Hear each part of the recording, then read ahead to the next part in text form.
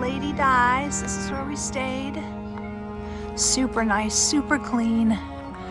Great breakfasts that are included with the price of your stay. Really nice hostel. Heading out of town. Enjoyed our stay here. We ended up taking a zero here, which was 2 nights and 1 day of just 0 miles. But we actually walked a lot through town, so we didn't really have a day of 0 miles. We had to walk a couple miles to go to a post office and get our resupply and to get to a restaurant, stuff like that. So we really didn't have any zeros.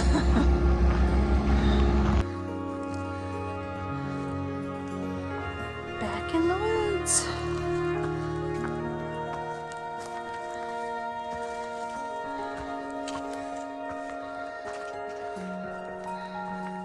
We had a really nice day at Lady Di's B&B and hostel.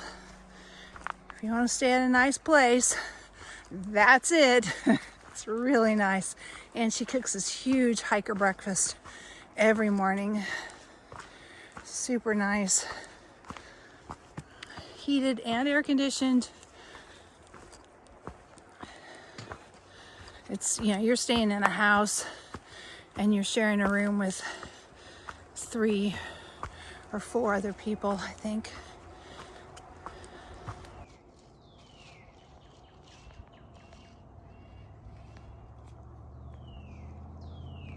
As always, when you're coming out of town, town's down low and the trail goes up to the mountains. So we're still going uphill. We haven't been on trail very long yet though. I haven't even looked ahead to see how the climb today or anything. Linda usually does, so she probably knows. But we're just heading out slowly. Getting used to hiking again, stretching our legs out. Everything kind of starts cramping up. It's funny in the hostels, watching the hikers get up in the morning and walk down to get breakfast. Everybody is gimpy. We all walk like 80-year-olds. All the muscles start stiffening up overnight that we've been using so much. And we had stairs to go up and down at Lady Di's. So watching the hikers go up and down the stairs very slowly and carefully like 80-year-olds was kind of funny. Oh, there's a bridge for me and a log for Linda. Look at that. You go across the log, I got the bridge, okay?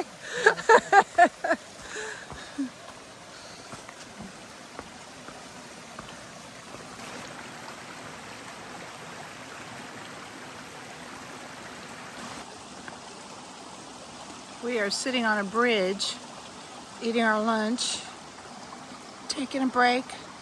We've only gone 4 miles.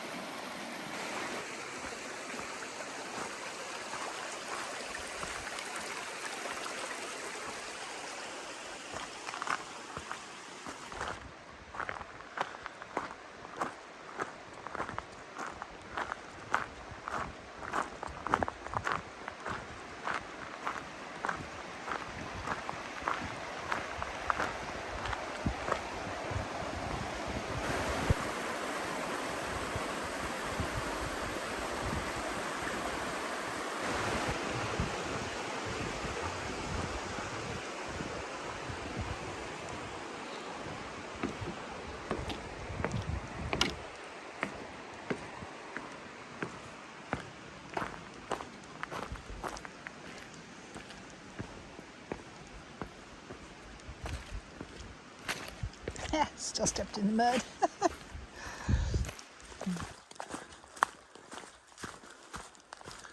Lots of rhododendrons.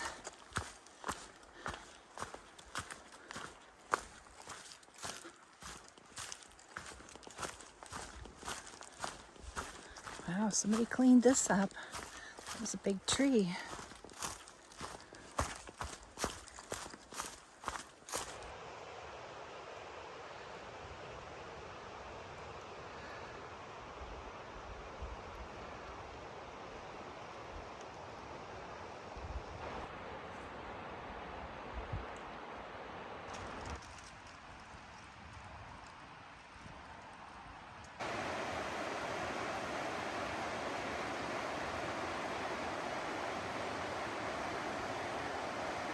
That is the creeper trail there, a bike trail that runs through town. It ran through Damascus. There's the creeper trail.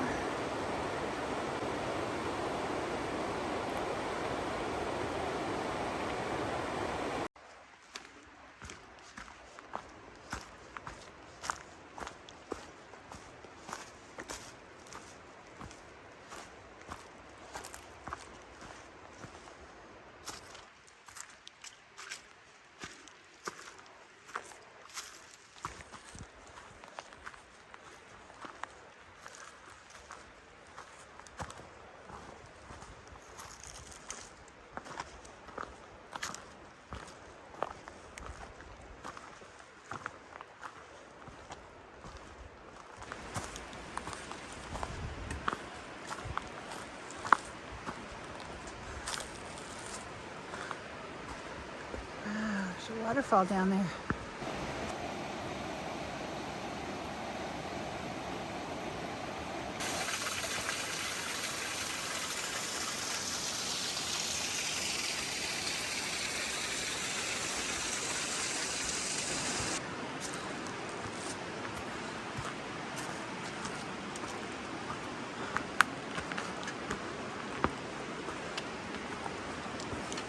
This is steep.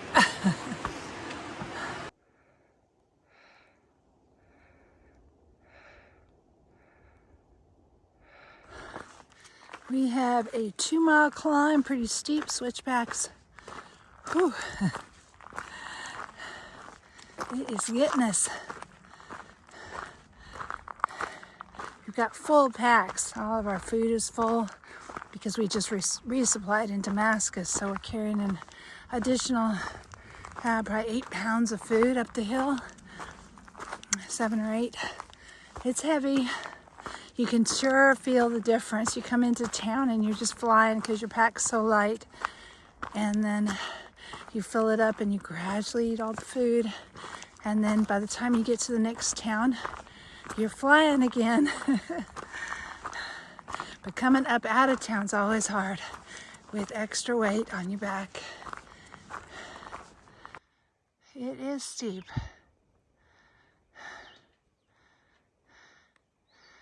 We're almost done though. And then it's downhill.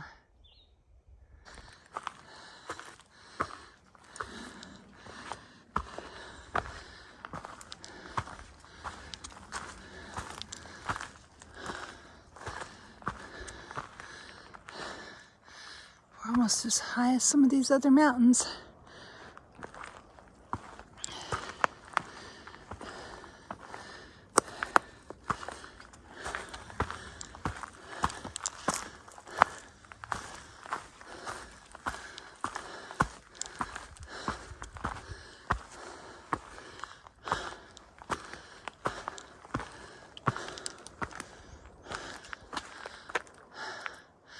Nice little view.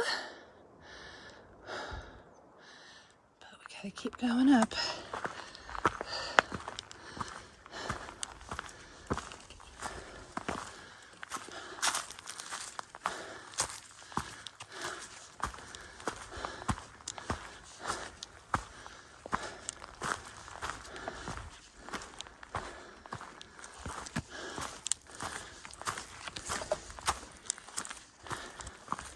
We're on a ridge now, so I think we're about to the top because it's down on both sides.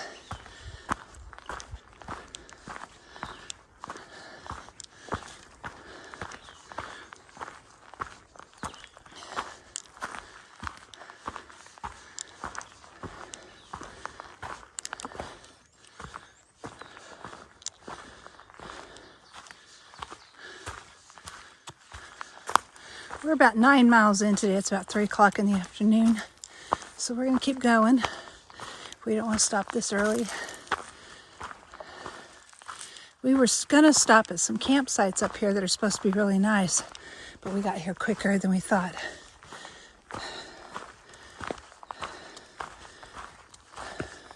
Even with the late start we had this morning. Here we go. This is the top. Finally.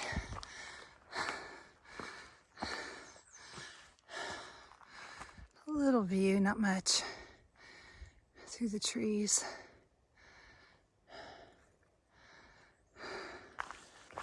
Now we're heading down switchbacks. Much easier.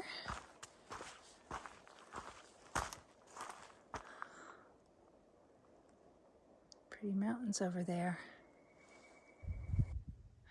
Whiteside Mountain is the mountain in front, and the mountain, the second little ridge over there, it looks like a ridge, it's not, it's actually a mountain itself. That's Mount Rogers, the highest point in Virginia, and we're gonna go over that one. I'm not sure if we go over Whiteside Mountain or not, I have to look, but we're definitely going over Mount Rogers, probably Whiteside as well. We go over all the mountains. Right before we got into Damascus, and I was looking for that bear down by the water source because he'd been there the night before, the evening before. I just missed him. He came back to that shelter about midnight and got a hold of someone's earth sack that was tied to a tree, tried to chew it down, but wasn't able to get into it or break into it and get the food. It's a Kevlar bag, so he was not able to mess with that too badly or damage the stuff that was in it too much. Then he went, and there were 2 bear canisters. He got the 2 bear canisters and messed with them, ended up rolling them down into a ravine. So the people were not able to retrieve them. They looked and looked for them, but they couldn't get them. The next morning, the bear was still there. Everyone at the shelter tried to scare him away and yelled at him and stuff, and he wouldn't go away. But he wasn't aggressive toward people at all. And the next morning when they were looking for the bear canisters, he's still hanging out there looking for food. We had just gone past that shelter and we had camped in a small campsite. So if we had stayed at that shelter, we would have seen him. The people stayed at Lady Di's that lost the 2 bear canisters. So they had to go into town and buy some dry bags so that they could hang their bear bags in the future instead of using the canisters. They didn't want to lose more food, but they were pretty tired of carrying the big heavy canisters. Those are the heaviest things you can carry. The dry bags are a lot lighter. But they stayed at Lady Di's with us and told us a story about how they lost their bear canisters. So I missed that bear. Again. Look at all the limbs and tree trunks coming out of this one tree. It's mostly dead, but right at the top, there's a little bit that's still alive. It's huge.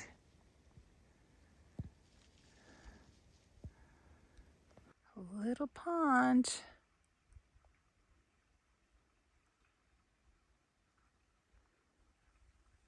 We're just walking around the pond. Here's the other side.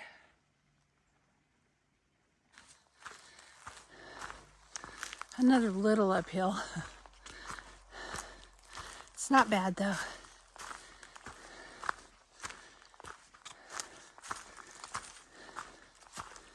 We've got one more mountain to do. I don't know if we'll go all the way up or not.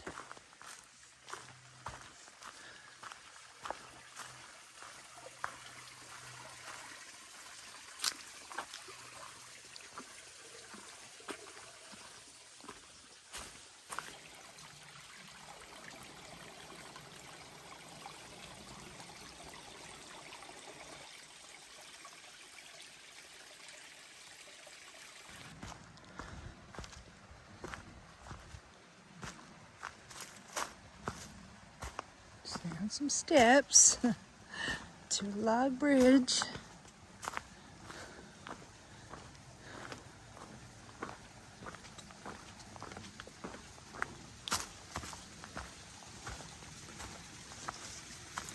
Then a rock crossing. Easy. There is a bridge out down here, somewhere in Grayson Highlands, I think, that we will have to wade through. A little stream or something, I don't know. But it can be a little dangerous if the water's high, if there's been a lot of rain. And we're supposed to get rain. Otherwise, it's like knee deep. So we'll see how that goes. I think today will be close to a 14-mile day. We're already well over 12, and we're trying to get to a campsite that's about halfway up another mountain, so we've got a mountain to climb here very soon.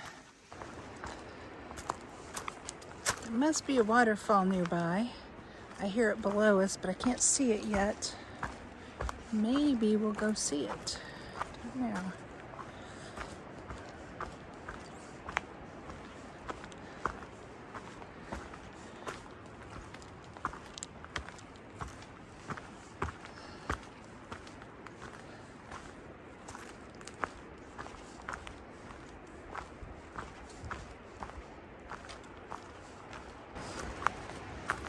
Haven't had any views of the waterfall or the river down below us yet.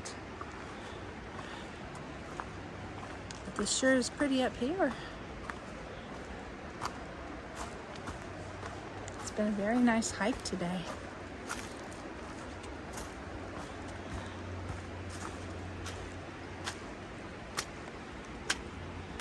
A little muddy right here.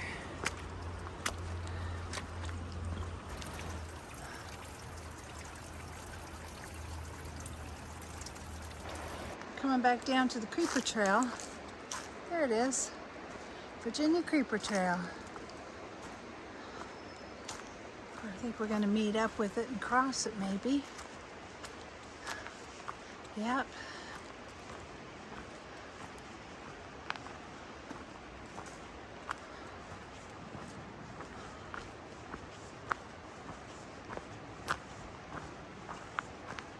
Maybe we're going to follow it for a little ways.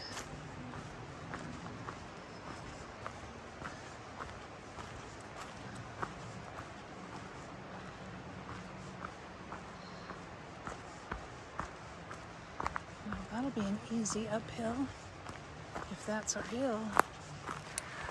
We are on the Creeper Trail right now, walking along this river.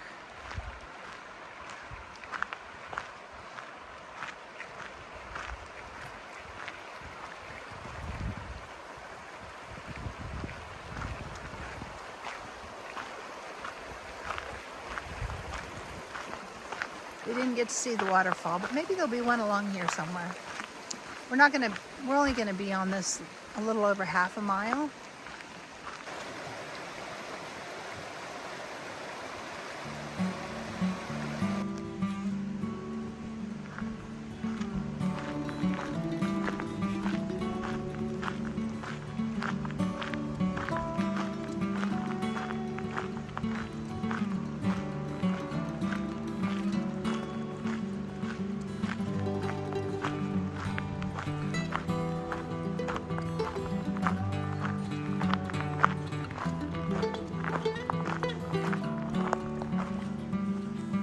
Easy hiking.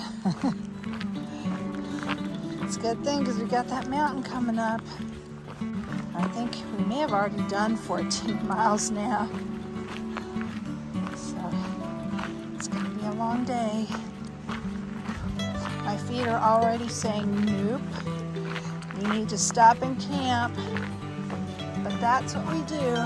We hike until exhaustion or until dark. Whichever one comes last. So we're already pretty much at the exhaustion point, but it is only 6 o'clock. It doesn't get dark until about 8 now, so we still can put in some more miles, whether our feet like it or not.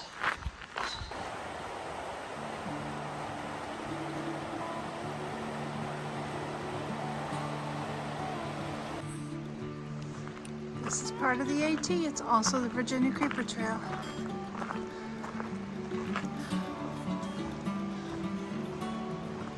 Isn't it beautiful? Such a pretty day.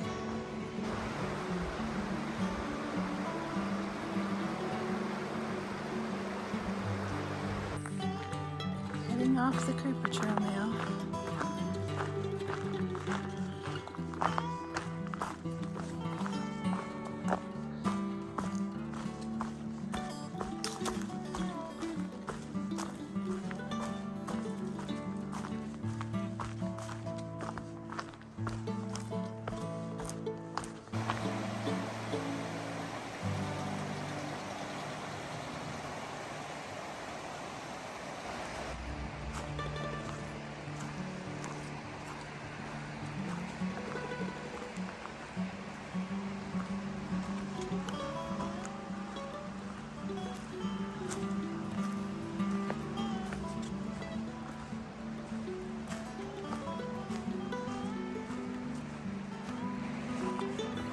Up a little bit up above the river.